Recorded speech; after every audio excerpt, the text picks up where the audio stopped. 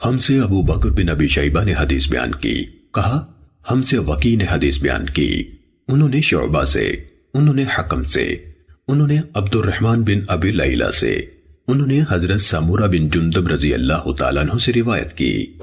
اسی طرح ہم سے ابو بکر بن ابی شیبہ ہی نے حدیث بیان کی، کہا ہم سے وکی نے حدیث بیان کی، انہوں نے شعبہ اور سفیان سے، انہوں نے حبیب سے، انہوں نے میمون بن ابی شبیب سے، اور انہوں نے حضرت مغیرہ بن شعبہ رضی اللہ تعالیٰ عنہ سے روایت کی۔ دونوں نے کہا رسول اللہ صلی اللہ علیہ وسلم نے یہ فرمایا تھا۔ ابو بکر بن ابی شیبہ نیز محمد بن مثنی اور ابن بشار نے کہا ہم سے محمد بن جعفر یعنی غندر نے شعبہ سے حدیث بیان کی، انہوں نے منصور سے، انہوں نے ربعی بن حراج سے روایت کی کہ انہوں نے حضرت علی رضی اللہ عنہ سے سنا، جب وہ خطبہ دے رہے تھے کہا رسول اللہ صلی اللہ علیہ وآلہ وسلم نے فرمایا مجھ پر جھوٹ نہ بولو، بلا شبہ جس نے مجھ پر جھوٹ بولا وہ جہنم میں داخل ہوگا۔ حضرت انس بن مالک رضی اللہ عنہ سے روایت ہے،